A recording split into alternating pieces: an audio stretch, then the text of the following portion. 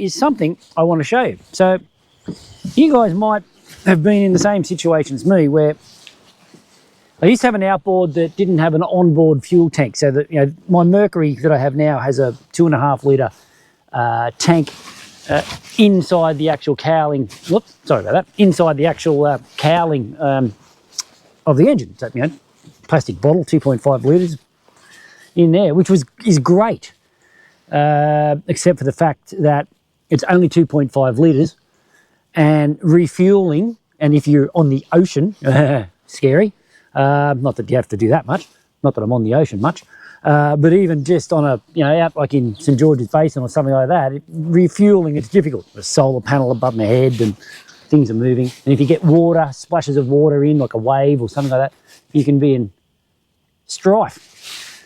So you go, okay, well, you just get a, you know, good old-fashioned orange fuel tank, you know, those old steel ones, which are really horrible, or the new plastic ones, or whatever, 25 litres or something like that, 20 litres, and just stick it on the cockpit floor and just run the hose to it, you know, because I can do that too. It's got the connection thing, you know. And so I did that a few times, and what a disaster. It's like when you're sailing, you've got this tank just sliding around unless you've got it strapped in, which I, you know, never sort of really did. And you've only got to get a few sort of waves inside the tank and you'll get fuel coming out of the air vent thing. No matter how good the air vents are, they tend to, you know, well, on those plastic tanks that I've experienced anyway. And the moment you've got a bit of two-stroke fuel on the floor of the cockpit, it just becomes like an ice rink. And it stinks as well anyway, just even when it doesn't spill. I just hated it, hated having the fuel tank on the boat. So part of the reason why I got the motor that I've got now is because it had the tank inside it there. The other day I am on eBay. I'll cut to the chase. I'm on eBay looking for, I don't know, I can't remember now. Can't remember what it was I was looking for. It definitely wasn't a small fuel tank. But lo and behold, something popped up and caught my eye.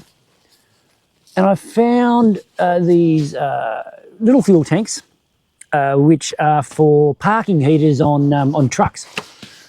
So, you know, when you park your truck and you want to still have the heater going if you're spending the night or whatever there, instead of having the big Cummins V12 engine-y thing going chugga chugga chugga all night, you just have another little burner thing. I'm not sure how they work, but anyway, they require fuel. And they had these little fuel tanks, you know, like this, for like $25, I think they were.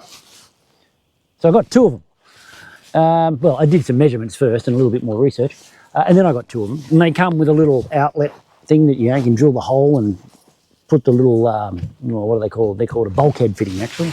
Yeah, are they? Yeah. Anyway, so I got two of them because I had this idea, and I'll show you.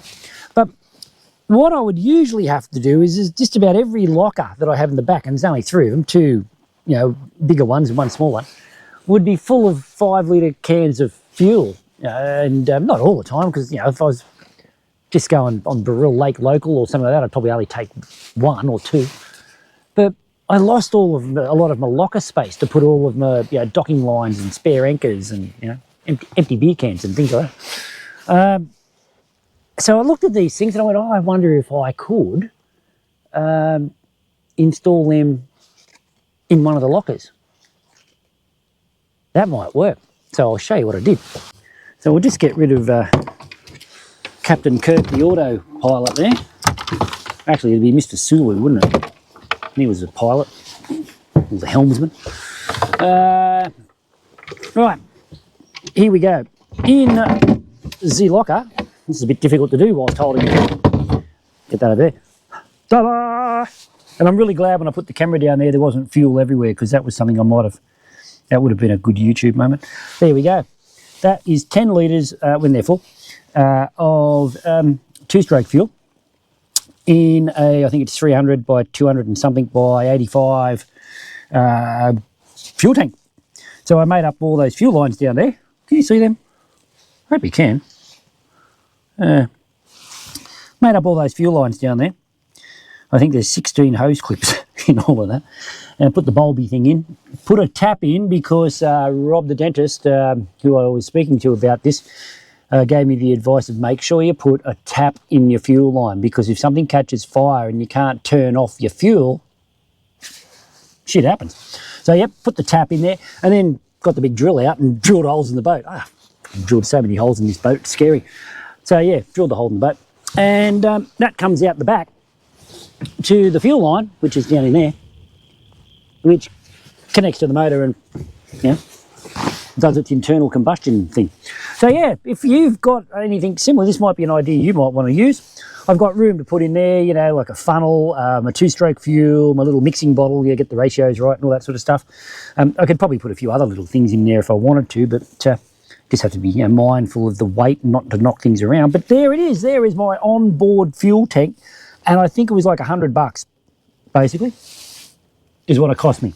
Probably, maybe, it would have been $100 by the time I bought the 2 tanks and all the hose clips and some fuel line and the bulby thing and the fittings.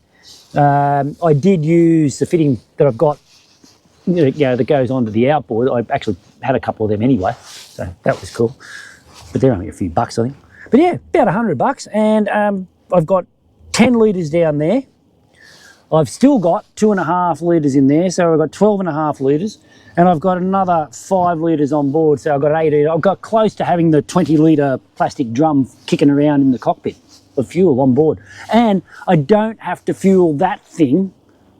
The fuel that is as a last resort. To actually have to undo that and lean over there and fuel the thing up as a last resort, I can just put the fuel in here, which is a lot easier and safer when you're on the water. So yeah, I will be putting a vent in, another little vent pipe or something like that. I just got to work out exactly which way I want to do that. Once again, Rob the dentist, the guru of sailing, fitting and machining and all things engineering and boats, said make sure you've got plenty of air that can get in there. And so I've got to put some thought to that. His point being, you get a build up of fumes, gas, and static electricity. Kaboom! So I do have fire extinguishers and I do have fire blankets on board. I actually bought a new fire blanket last night from the Big Green Shed. House. All right, well that's enough of my, garbling on. But yeah, there you go. Look at that onboard fuel tanks, $100. I'm loving it and it's working well. Maybe you could do that too if it was going to suit you. And I'm going to go get some lunch.